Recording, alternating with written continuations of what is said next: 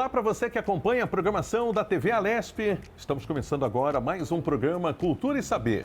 E a nossa entrevistada de hoje tem apenas 15 anos e já lançou cerca de 20 livros. E olha só os títulos dos livros: Os Três Porquinhos Investidores, Chapeuzinho no Vermelho e Cinderela Empreendedora.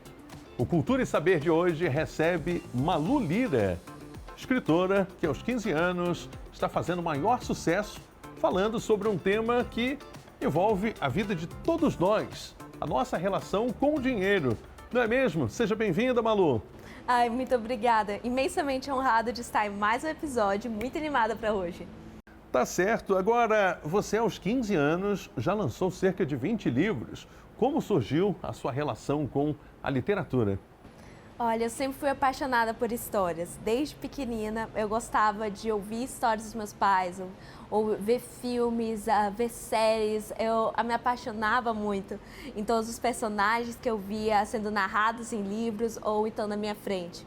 E eu lembro como, apesar de eu ter tido dificuldade para ser alfabetizada, uma coisa que realmente me incentivava a aprender a ler, a ir para as minhas aulas de reforço, que eu tinha medo da professora na época, era justamente essa vontade de ler livros. E quando eu me mudei do interior do Amazonas para Manaus, além de começar a ter mais acesso à internet para pesquisar os assuntos que eu tinha interesse, eu também comecei a poder comprar os próprios livros que eu queria, não só aqueles que estavam disponíveis na escola ou que traziam para dentro de casa. Então, por exemplo, eu comecei a pesquisar de finanças naquela época que eu tinha muito interesse. E isso com quantos anos? Foi por volta de 8 anos que eu me mudei para Manaus. E aí, justamente por conta disso, que eu comecei a pesquisar sobre finanças, que eu tinha muita vontade de ter dinheiro, poder ter uma boa vida, ajudar minha família.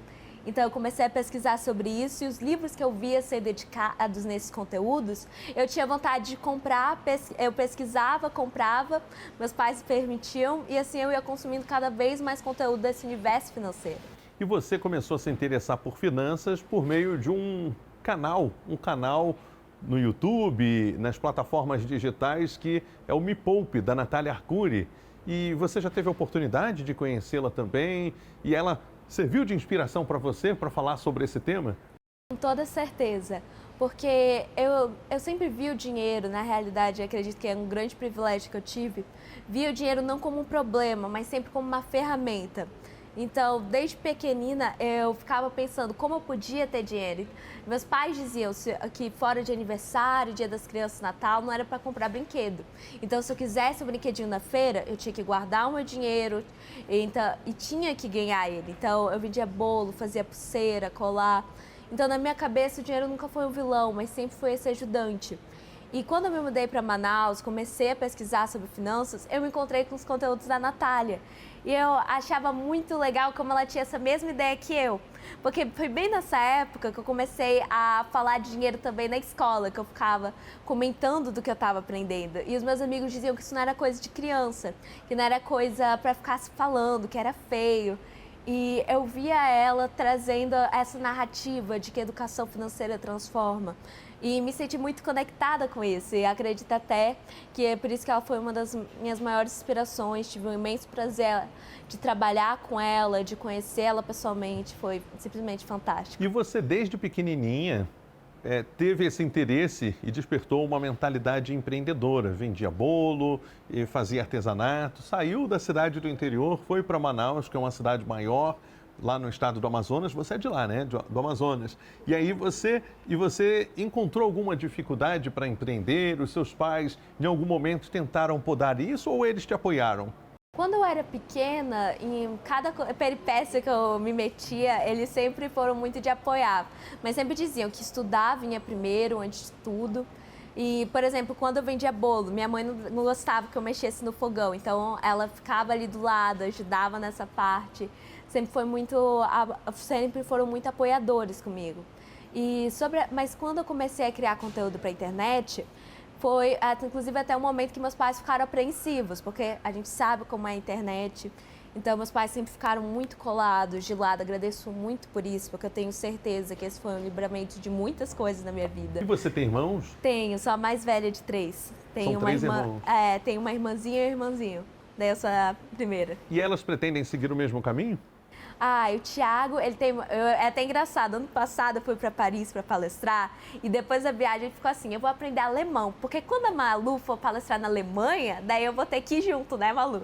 Eu fiquei, Thiago, daí a Alice, ela queria abrir um canal comigo, Malu e Alice Finanças. Daí eu fico, Alice, calma. Tudo tem um tempo certo, não é mesmo? Tudo tem o tempo certo. Eu mesma só comecei com 9. Agora, Malu, aos 11 anos, você publicou o seu primeiro livro. E como é para você escrever um livro? Como surgiram as ideias, inclusive a criatividade, até mesmo para colocar os nomes das obras? Olha só que engraçado. Cinderela Empreendedora, Chapeuzinho no Vermelho. Retrata a realidade de muitos brasileiros que vivem no vermelho. Podem não ter o chapéu, mas a conta do vermelho... Ai... Então, eu publiquei meu primeiro livro, que foi esse que você estava comentando, Finanças para Crianças Além da Mesada, aos 11 anos. E foi um trabalho que eu tenho muito orgulho. Inclusive, vai sair a segunda edição desse livro esse ano, que foi toda uma reescrita, é um trabalho bem interessante para atualizar a obra.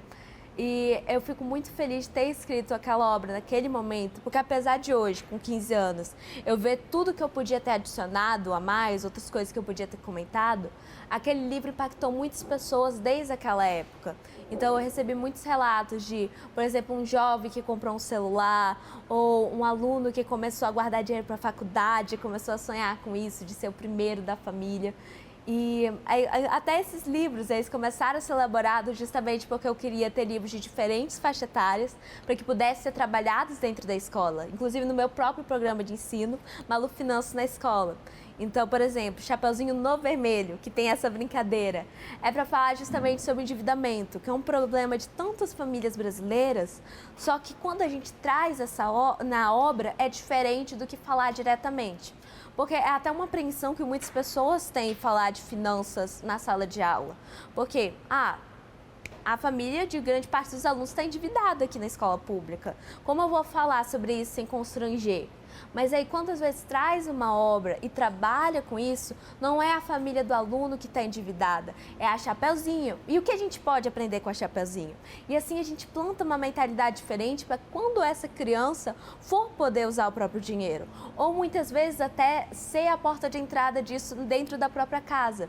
Então, teve vários relatos que a gente teve das famílias, onde eles falaram, eu comecei a ter educação financeira por causa do meu filho. Porque ele trouxe o livro, começou a falar de um negócio chamado de orçamento, começou a perguntar se a gente tinha planejamento e com isso eu comecei a entender o que era, por causa do meu filho, por causa desse projeto, esse livro infantil, da educação infantil, do fundamental que começou a trabalhar. E é algo tão fantástico de saber de como a literatura, ela não apenas abre portas, mas abre possibilidades do que a história da própria criança pode vir a ser. Olha só que interessante, você por meio da literatura infantil consegue quebrar paradigmas e se comunicar, se conectar também com o público adulto, falando sobre uma coisa que atinge, que afeta milhões de brasileiros. Segundo estatísticas, quase 70% dos brasileiros estão endividados, estão com algumas contas atrasadas. Então é um assunto que faz parte do dia a dia dos brasileiros e você consegue se conectar também com o público adulto por meio da literatura.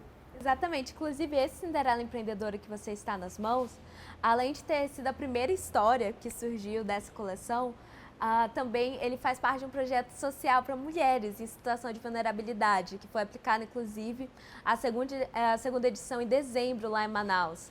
Então você vê como essa história, que antes é um conto de fadas que essas mães contavam para os filhos, agora vem como um projeto social para ajudar essas mães a verem o dinheiro não como um vilão, mas como um ajudante para essa história onde elas podem ser as heroínas, onde elas podem ter independência financeira para sair de uma relação abusiva ou para sair do abrigo caminhando com as próprias pernas e com essa esperança de que dá para ter um futuro melhor para elas e para a família delas. Que legal! Eu percebo que você, aos 15 anos, é bem articulada, fala muito bem, se comunica muito bem.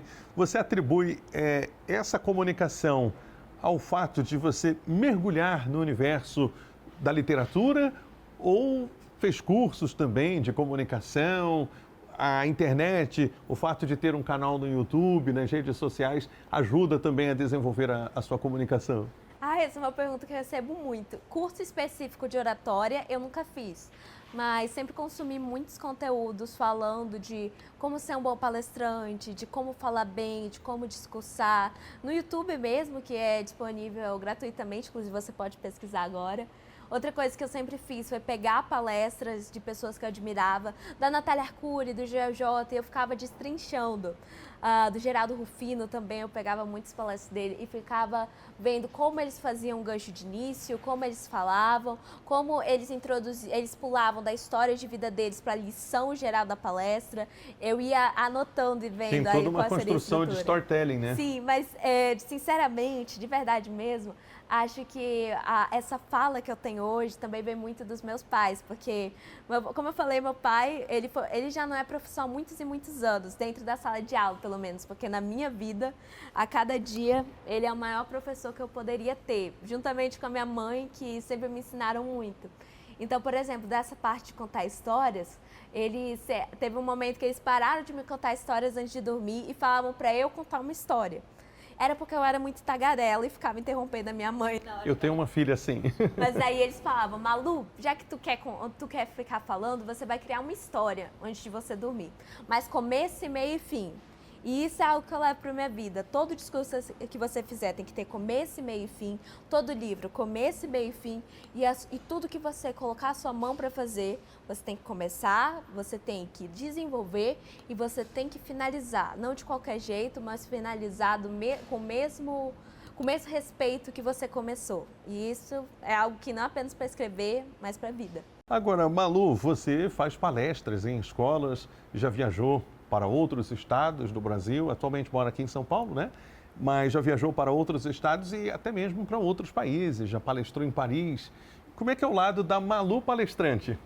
É um lado muito, muito bonito, porque eu adoro, às vezes eu gosto de comparar o que eu estou falando com o que eu estou escrevendo.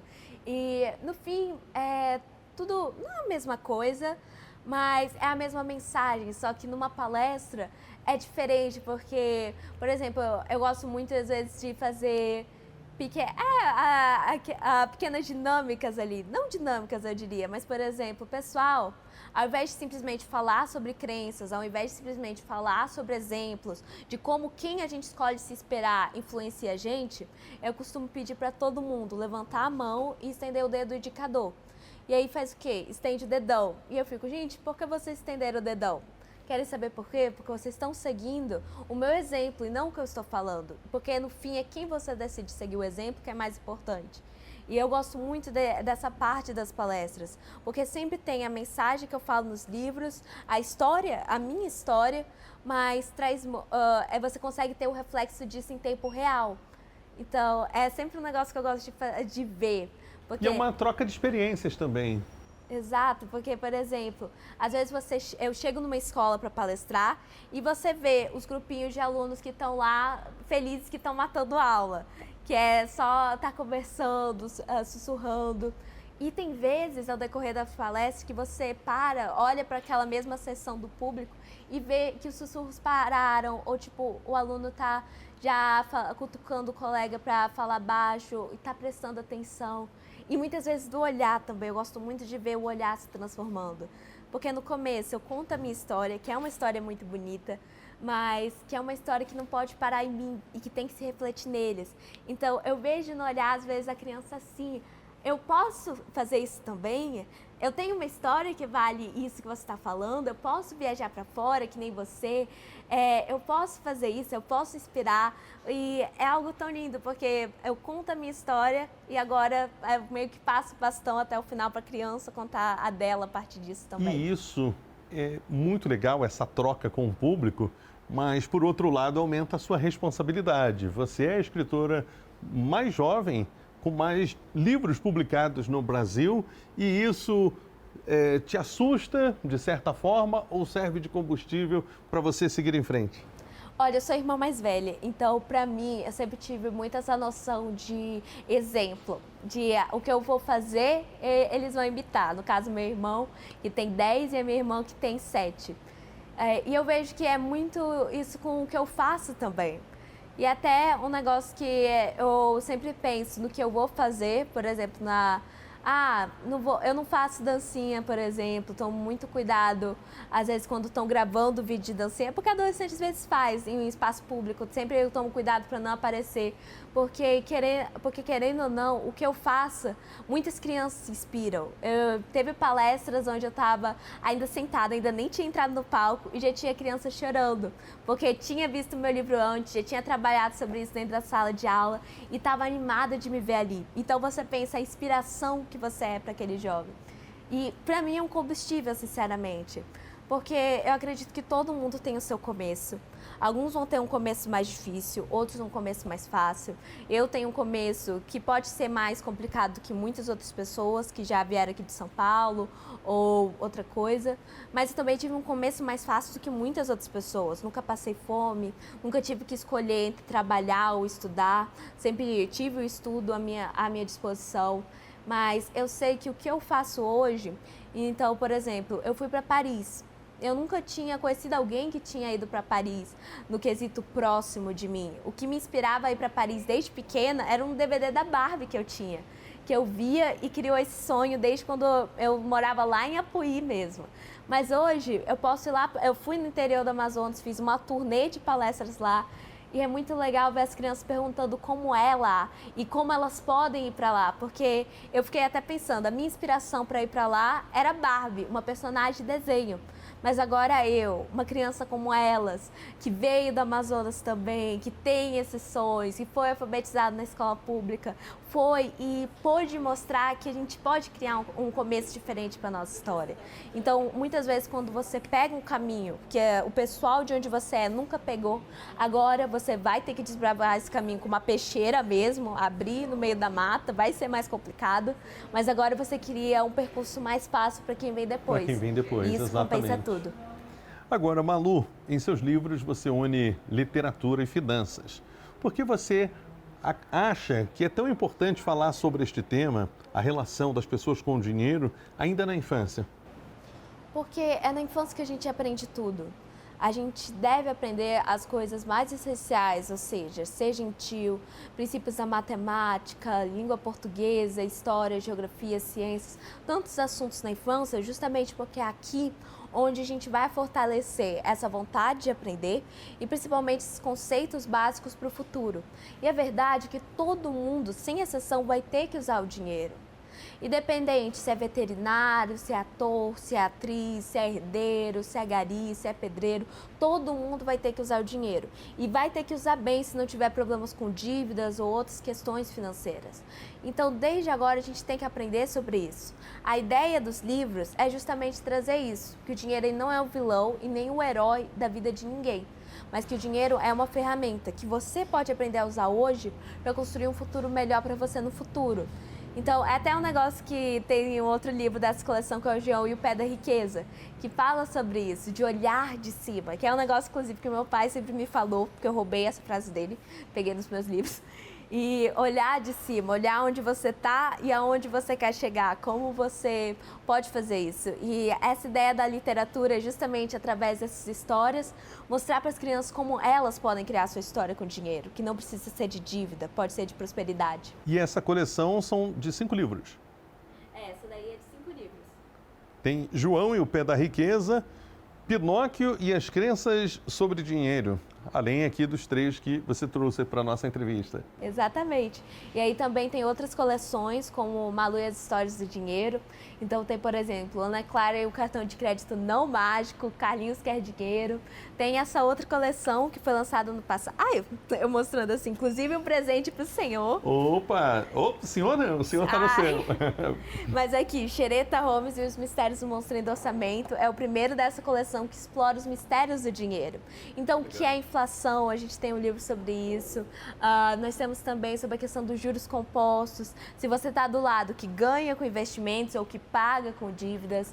E cada obra é realmente focada em analisar, trazer de maneira mágica esse mundo do dinheiro para o mundo da criança. E você explica isso com muita naturalidade e usa uma metodologia, uma didática, de maneira que todos conseguem entender. Muito obrigada. Exatamente esse é o objetivo. Exatamente isso. Inclusive, eu comecei a criar conteúdo, não apenas pelos livros, mas na internet mesmo, na época eu tinha 9 anos. Mas é porque eu queria criar conteúdos como uma criança para outras crianças sobre finanças. Eu até estava te contando antes da entrevista que tinha alguns conteúdos de educação financeira que minha mãe não queria que eu assistisse, porque a pessoa falava palavrão. E eu até tive que, eu falei para minha mãe assim, eu tive que, para convencer a minha mãe a deixar, no caso. Mãe, eu vou filtrar, vou aprender só o que é bom. Palavrão eu nunca vou falar. Se eu falar, a senhora me proíbe de assistir. E até hoje, nunca falei palavrão, pude aprender sobre educação financeira e pude começar a fazer esses conteúdos com uma linguagem de criança. E isso eu trouxe para os livros e é algo que eu tenho muito orgulho de fazer. Muito legal. Nós estamos recebendo no programa Cultura e Saber de hoje a escritora, jovem escritora de 15 anos, Malu Lira. O papo está muito bom, mas a gente vai fazer um rápido intervalo. Daqui a pouquinho nós estamos de volta com Cultura e Saber.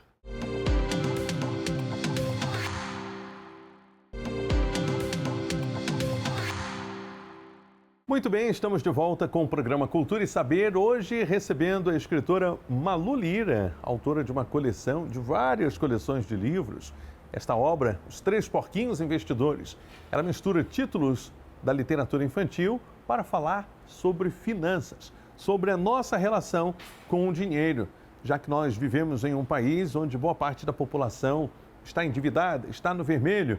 E aí ela ensina como sair desta situação. E ensina de maneira muito didática, não é mesmo, Malu?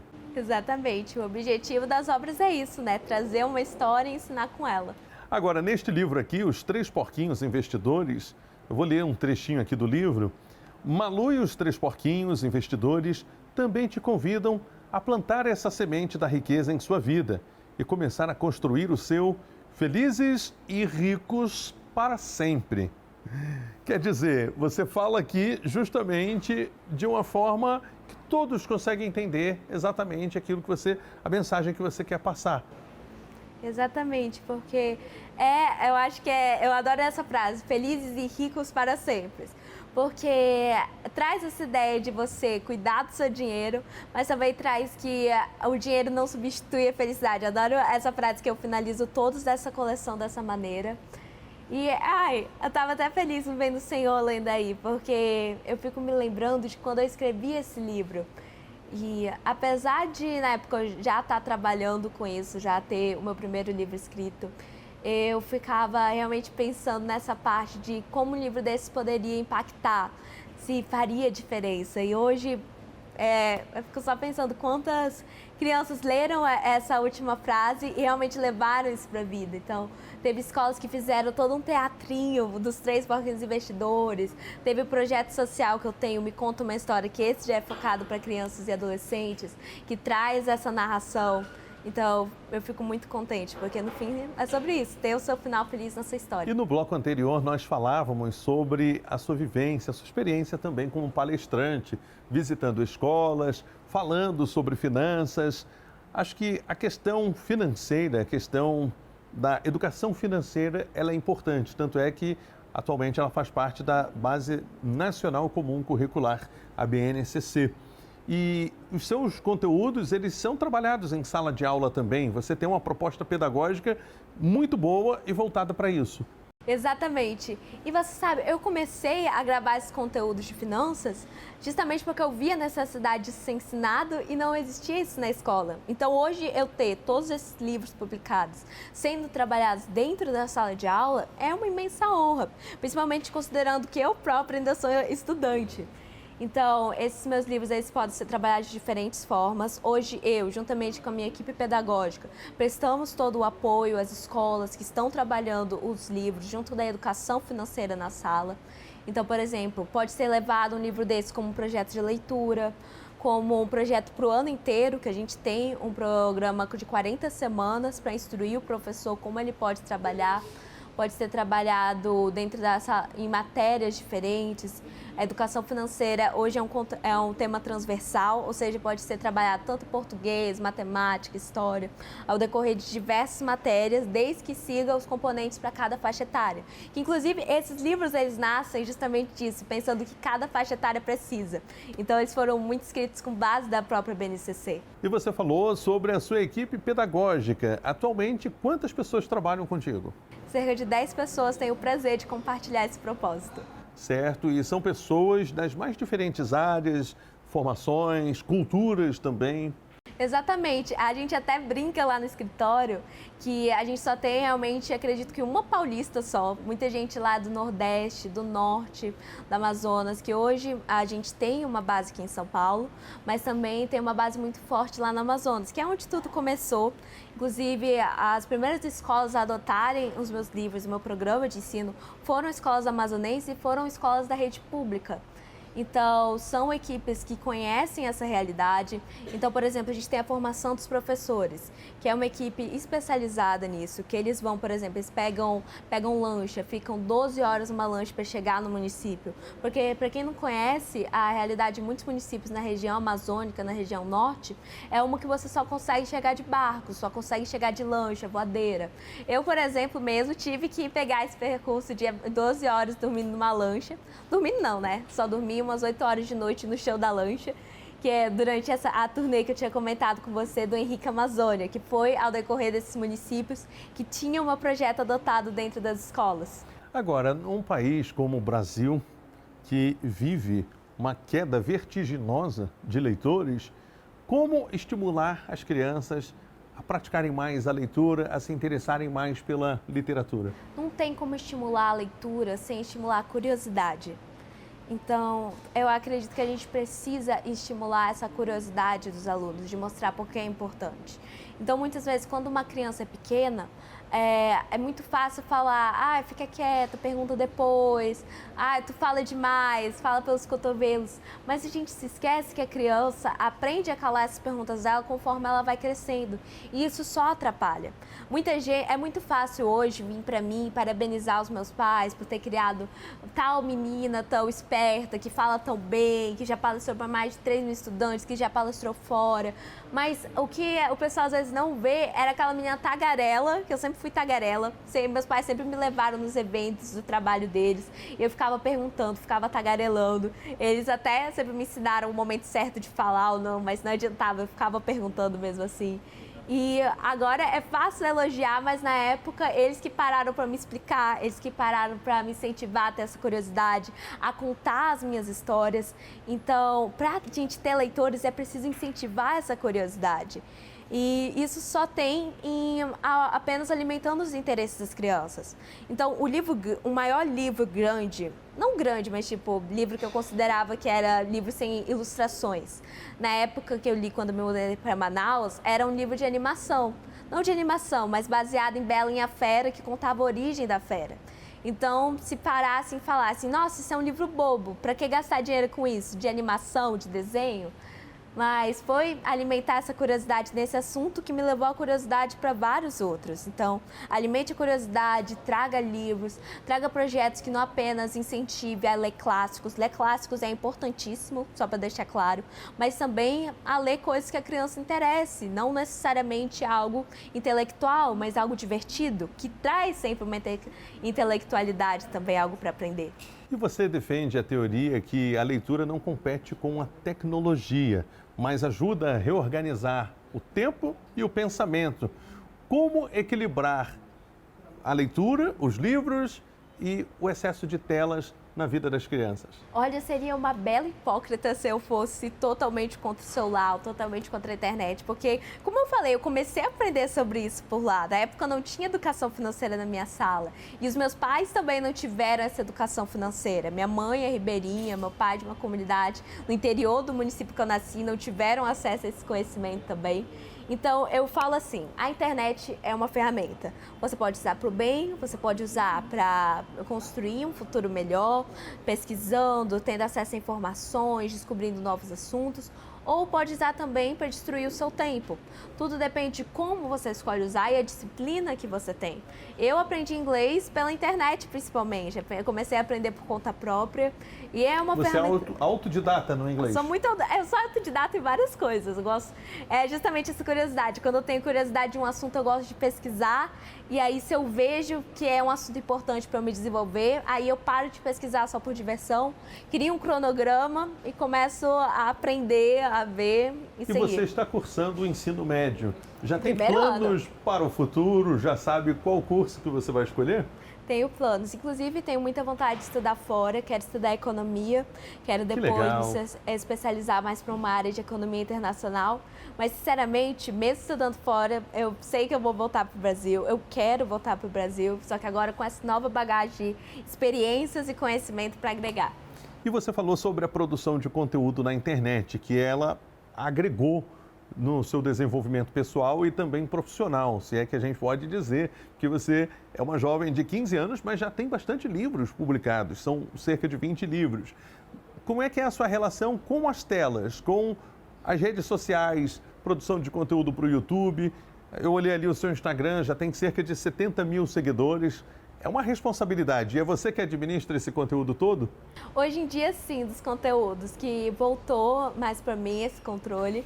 E eu tenho que dizer que depois que eu comecei a publicar os livros e depois que eu comecei a palestrar, ficou muito mais difícil. Eu comecei a ter muito mais dificuldade de gravar conteúdo para a internet. Porque a verdade é que eu comecei a gravar, além de para ensinar, era para ter alguém para falar sobre esse assunto. Então, eu ficava, uma câmera não vai mandar eu ficar quieta, daí eu gravava e postava.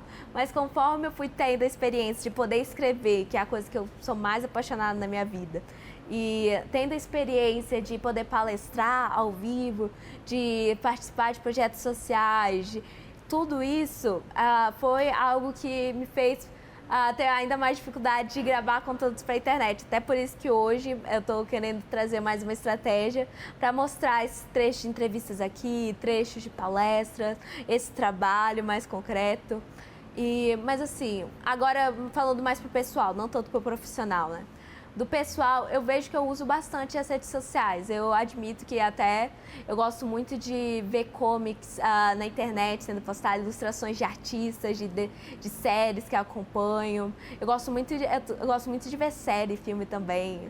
E acredito que é aquilo, você pode usar para entretenimento, lazer, desde que você sempre traga esse equilíbrio. E até às vezes, eu ainda sou adolescente, gente, às vezes dá uma descontrolada, às vezes eu tenho que parar e ficar, olha, tô passando tempo demais só passando vídeo para baixo. Melhor eu ir tocar uma grama e ir lá para fora um pouco. É só questão de você controlar e ter essa consciência própria. Certo. E agora sobre a leitura, você falou ali que lê bastante. Nós conversávamos antes do início aqui do programa que você costuma ler bastante. Em média, quantos livros você já leu em toda a sua vida? Eu não faço a menor ideia, de verdade. Eu falei isso antes pro senhor, mas vou falar aqui de novo. Mas, por exemplo, 2023, ou foi 2024, acho que foi 2023, que ainda estava em Manaus, eu estava com a meta de ler 50 livros no ano. Eu acabei o ano, na minha planilha, estava dando 63 livros. Então, daria uma média de 4 livros por mês? Se fosse mais ou menos 50 livros por semana. Eu devoro muito livro. E eu admito que eu até parei de fazer essa listinha para não ter tanta pressão de terminar livro.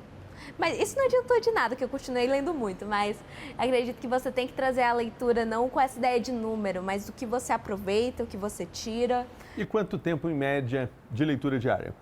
De leitura diária, nossa, eu diria meia hora devo ter, porque assim, por exemplo, na escola, eu estava até contando para minha amiga sobre isso. Eu estou lendo na escola as memórias da Malala, que ela criou um novo livro por conta das memórias dela na época da faculdade.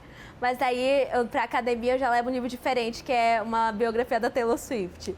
E aí, ontem eu estava revisando os assuntos de investimento e eu decidi revisitar um livro da Ana Laura Magalhães. Então, foi um livro inteiro e uma sentada. Estava em feriado de carnaval, pensei, por que não?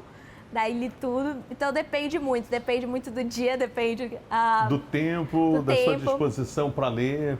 Porque na realidade eu acho que o importante é você ler um pouquinho todo dia. Eu, pelo menos, há muito tempo que eu não fico...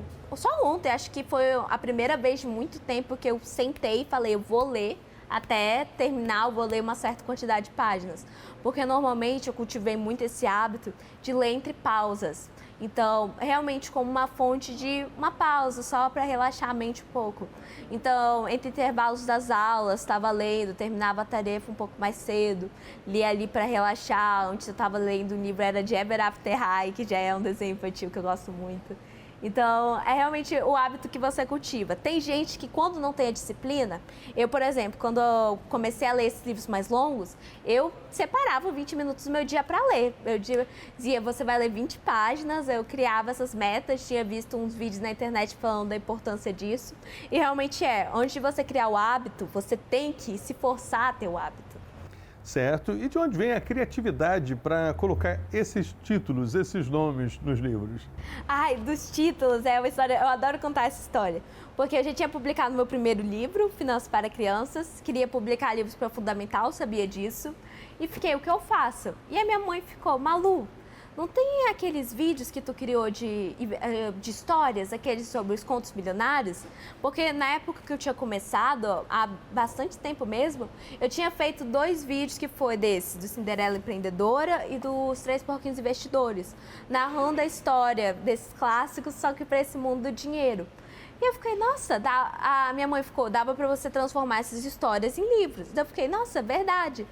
E eu fiquei, ok, 2 títulos eu tenho pronto, mas para uma coleção de 5, qual vai ser os outros 3? E aí o que eu fiz? Eu fiquei, preciso definir qual vai ser os títulos, ou pelo menos em que conto vai ser baseadas as histórias, para eu começar a escrever. E um dia eu estava numa prova de ciências, e eu tinha terminado um pouco mais cedo, e eu fiquei, tô sem fazer nada, virei a página, a parte de trás, e comecei a escrever os contos de fatos que eu gostava. Então vai, Chapeuzinho, Pinóquio, João, Branca de Neve, um montão. E comecei a pensar que brincadeiras eu podia fazer com os nomes. Com Branca de Neve, eu não consegui pensar em nenhum que eu achasse tão legal, então eu já descartei a ideia de fazer uma releitura desse. Chapeuzinho Vermelho, eu fiquei Chapeuzinho no vermelho. Então eu criei já uma história a partir desse. Aí tinha o Sherlock Holmes, o Xereta Holmes no caso, agora é a própria coleção, mas antes ia fazer parte dos Contos Milionários. Tinha colocado inclusive lá, Xereta Holmes, nesse papelzinho. Tinha criado também o Pinóquio. E se o nariz dele não crescesse porque ele contou mentiras, mas mentiras sobre o dinheiro que formam crenças que vão impedir ele de alcançar o sonho de enriquecer. Então foi muito a partir dessas brincadeiras com o nome, que eu adoro. E agora a gente vai para o intervalo, mas antes de sairmos para o intervalo, eu vou pedir para você ler um trechinho desta obra que está aí nas suas mãos. Você pode escolher, fica à vontade, lê para a gente um trechinho deste livro. Vou pegar aqui das notas da autora, só um minuto. Inclusive, gente, é aqui para você fazer o teatro de sombra, adoro essa parte do livro. Com o planejamento certo e a ajuda certa, você pode alcançar todos os seus sonhos. E mais importante, você também pode ter o seu final felizes e ricos para sempre. Que legal! O programa Cultura e Saber de hoje faz um rápido intervalo, uma breve pausa, mas voltamos em instantes.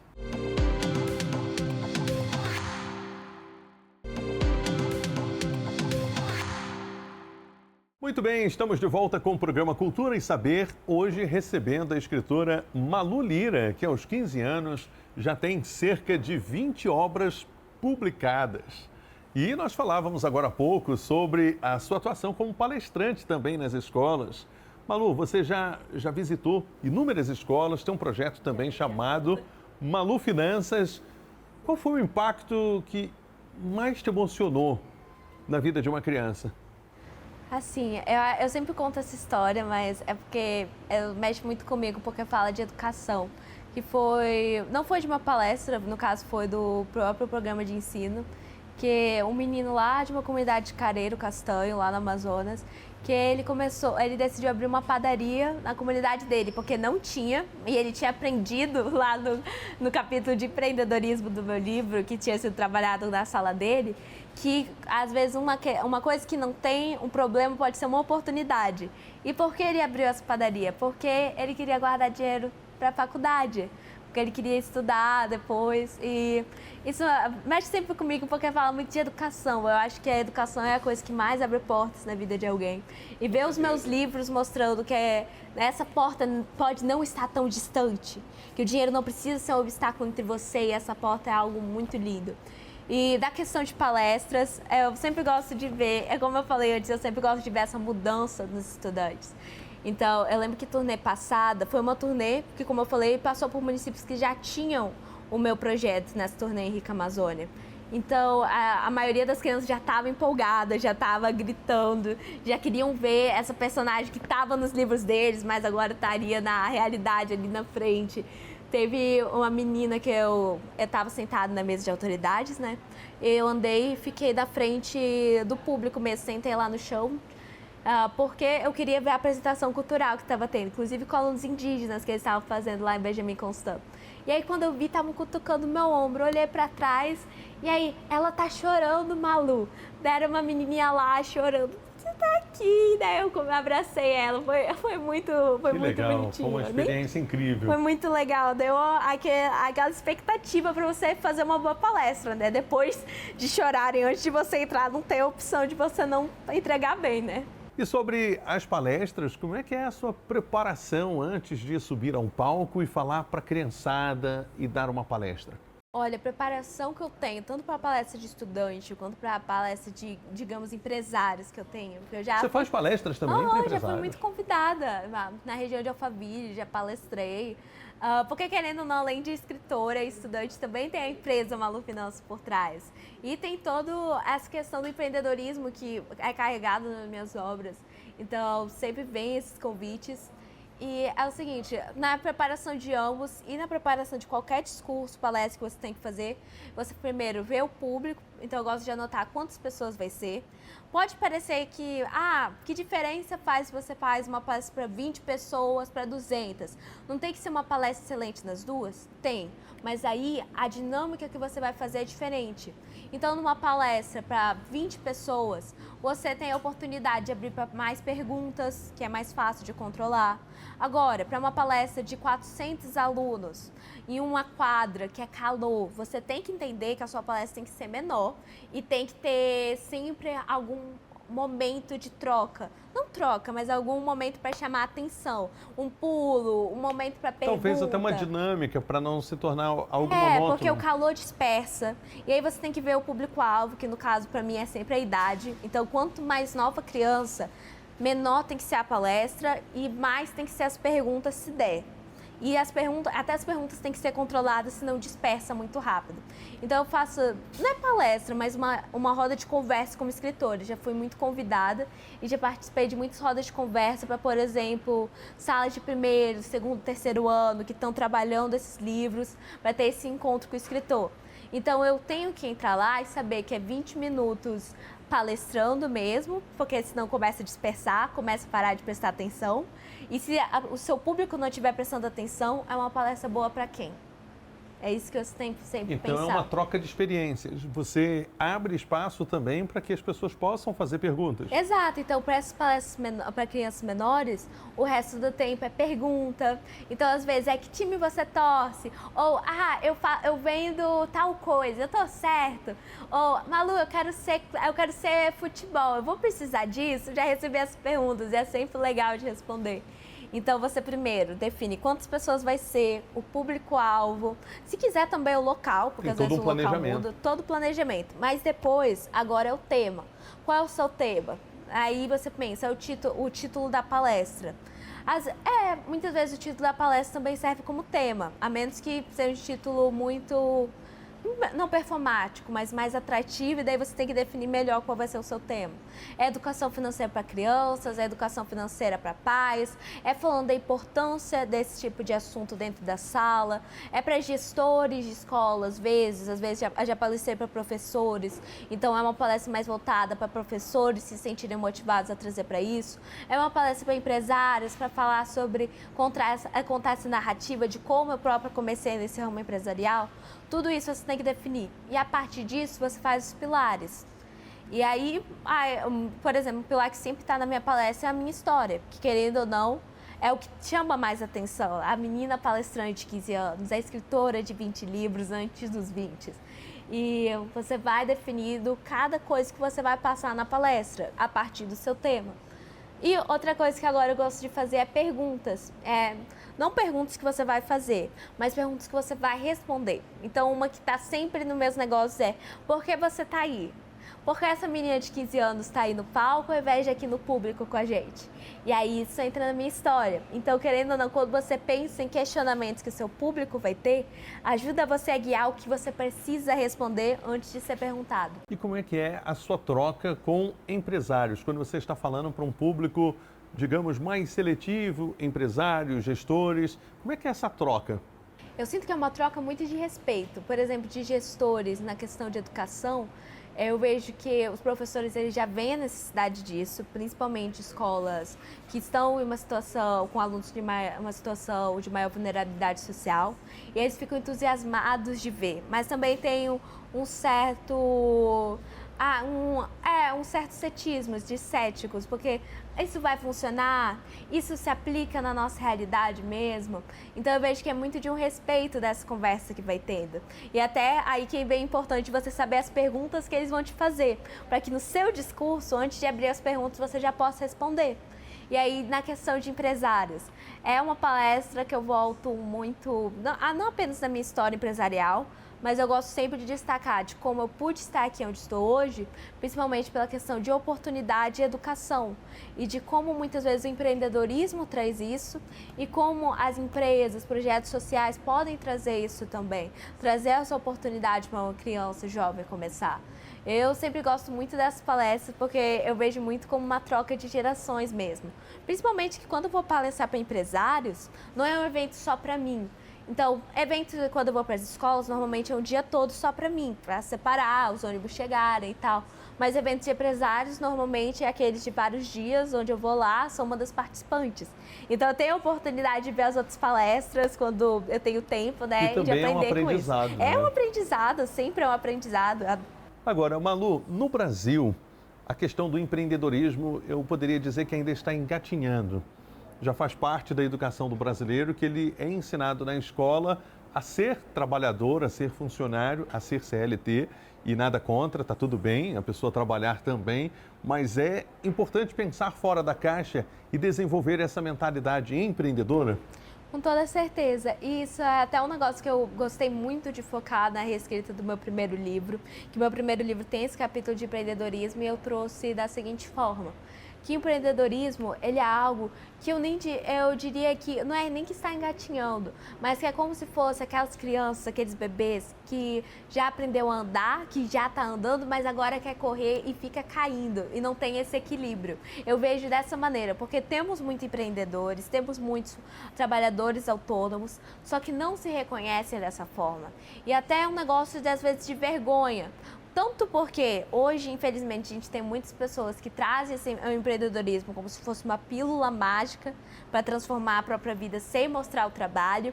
E com isso já começou a ter um teor meio de charlatanismo, né, quando se fala de empreender corretamente. E na internet principalmente, da internet, tá cheio, né?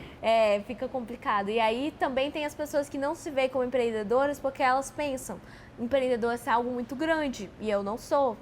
E aí não se reconhece dessa maneira. Quando ser empreendedor é você ter o seu próprio negócio. E o empreendedor pode ser aquela moça que faz salgados para vender na cantina da escola. Faz tererê na praia, no cabelo. Faz tererê na praia, que vende geladinho na rua. Essas pessoas são empreendedoras. Exato, e é preciso se reconhecer dessa forma, entender o tamanho do seu negócio, saber administrar o dinheiro que você ganha nele, tanto para mantê-lo, quanto para se manter. E se você quiser mudar o seu estilo de vida, crescer mais, para que você possa crescer. Porque tem algumas pessoas que realmente, elas se sentem satisfeitas com o nível do negócio que elas têm agora, mas tem outras que têm uma vontade de ter mais, mas não sabem Desejo como. de crescer. E é por isso que a gente traz ensinamento, para tanto essa pessoa que está confortável saber manter, Porque só porque está mantido, só porque está de pé agora não quer dizer que vai ficar assim para sempre.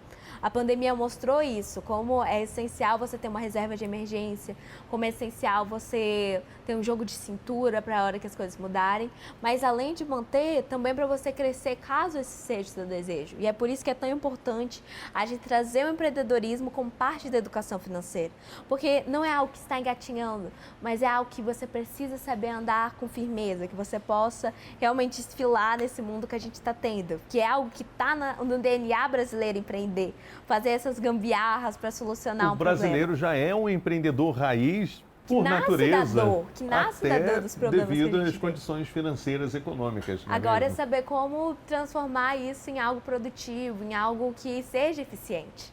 Agora, Malu, você como uma jovem escritora que se comunica muito bem com o público, principalmente o público jovem, fala sobre finanças, eu percebo que lá fora, no exterior, as pessoas, os jovens principalmente, eles já têm essa mentalidade. Nos Estados Unidos, ele faz uma poupança, os pais fazem uma poupança para os filhos, aguardando, esperando chegar aos 18 anos para poder chegar à sua corrida, para chegar ao primeiro milhão. Aqui no Brasil, o jovem junta um dinheiro e aí, quando começa a trabalhar, o primeiro sonho dele é comprar um carro financiado, que ele compra um carro e vai pagar 2. Então, você acha que é preciso mudar essa mentalidade? O que os pais precisam fazer hoje para que estes jovens tenham um futuro melhor e uma vida financeira mais estável? Os pais têm que incentivar os filhos a sonhar, de verdade, porque a gente precisa ser sempre sonhadores pé no chão. Eu adoro essa expressão. Eu estava com uma dificuldade de escrever, de achar uma palavra que definisse o que eu penso na vida. E é nessa reescrita do meu primeiro livro, até que eu cheguei nessa frase, sonhador pé no chão. Você olhar para o alto, com as estrelas, sonhar chegar até lá, mas também ter o pé no chão e saber o quanto de chão você tem para caminhar. Então, por exemplo, tem gente que financia porque acha que essa é a única forma de ter uma casa, de ter um carro na vida. E muitas vezes não é nem que o financiamento seja uma opção ruim, mas, por exemplo, a pessoa não pensa em amortizar, a pessoa não pensa em renegociar uma questão os de juros. imediatismo. É uma questão de imediatismo, é uma questão, às vezes, a pessoa não analisar suas opções com propriedade. E é o seguinte, os pais precisam incentivar as crianças a sonhar. E a sonhar alto, então não simplesmente um carro, não simplesmente uma casa para sobreviver, mas uma casa boa para viver, uma casa boa para montar a sua vida. E às vezes, se você não quiser ficar preso em um lugar, quiser viajar, simplesmente entender que você pode não comprar uma casa, pelo menos enquanto você estiver nessa juventude que quiser viajar, e você pode morar fora, ter trabalhos fora, você pode voltar, você pode agregar com as pessoas que estão aqui. E eu digo sempre sonhador, pé no chão. Por exemplo, eu fui para Paris ano passado, eu trago muito essa história porque foi algo que mexeu muito comigo, que eu estava pensando nisso. Mas eu fui para Paris por quê? Porque na época que eu tinha visto aquele DVD de Barbie, eu perguntei para minha mãe também, mãe, a gente pode ir para Paris? Como eu faço para ir para Paris? E ela falou, Malu, você vai precisar estudar. Na época eu tinha preguiça de ir para a escola, né? Ela usou isso até para puxar... Serviu como motivação. Você vai precisar estudar, vai precisar aprender outro idioma, inglês, francês, e vai precisar ter dinheiro. Então ela listou isso como algo que eu não podia fazer agora, mas que eu poderia fazer, como se fossem passos a seguir. E ela poderia ter dito, Malu, olha para o lado de fora, tá vendo essa rua de barro? Não é uma rua que leva para Paris, é? Podia ter dito isso se fosse maldosa ou se fosse simplesmente cética sobre a vida. Mas meus pais realmente sempre incentivaram isso de sonhar e ter pé no chão para poder caminhar até você chegar lá. Certo. E agora 2026 está começando, você já tem aí essa série publicada com 5 livros. Um deles é esse aqui que está nas minhas mãos, Os Três Porquinhos Investidores. Tem também Cinderela, mostra pra gente, Empreendedora, e a Chapeuzinho no Vermelho. Quais são os seus planos para 2026 como escritora e também como palestrante? Como escritora, eu estou muito animada. Eu comentei diversas vezes ao decorrer desse episódio, mas é para a segunda edição, tanto do meu primeiro livro, Finanças para Criança Além da Mesada, quanto para a continuação dele, Investimentos para Jovens Além da Poupança. Você dá dicas de investimentos? Exatamente. No primeiro livro tem um capítulo de investimentos, sim, mas daí nesse outro livro de investimentos é para se aprofundar mais. Coisas que só um capítulo não poderia explorar. É um livro bem interessante que eu estou muito animada para revisitar, fazer, atualizar. Quero incluir sobre o Educar Mais, que é um investimento do Tesouro Direto voltado para jovens estudantes, guardar dinheiro justamente para ir para a faculdade ou para fazer uma pós-graduação, ou para chegar rumo ao primeiro milhão. Como escritora, esses são os meus principais planos. E tem muitas coisas por aí, que eu ainda não posso abrir, mas eu estou muito entusiasmada e 16 anos, é o início do ensino médio, então tem muitas coisas para vir aqui pela frente. Certo. E quem deseja se comunicar com você, como pode te achar nas redes sociais? YouTube. Malu.finanças no Instagram, Malu.finanças no TikTok, Malu Finanças no YouTube. E você pode também acessar o nosso site pelo link da minha bio do Instagram ou simplesmente pesquisando no Google Malu Finanças, que aí você vai ter o site, pode entrar em contato com a minha equipe em caso você tenha interesse não apenas de adquirir esses livros, mas também às vezes para trabalhar dentro de um projeto escolar, trazer para uma rede. Então, para tudo isso, a gente pode estar conversando. Muito obrigada. Que legal. Malu, foi um prazer enorme recebê-la aqui no programa de hoje. Espero que você retorne outras vezes para nós conversarmos um pouco mais sobre literatura e finanças. Seria um imenso prazer. Muito obrigada. Muito obrigado a você em casa pela audiência e até o próximo programa Cultura e Saber. Até!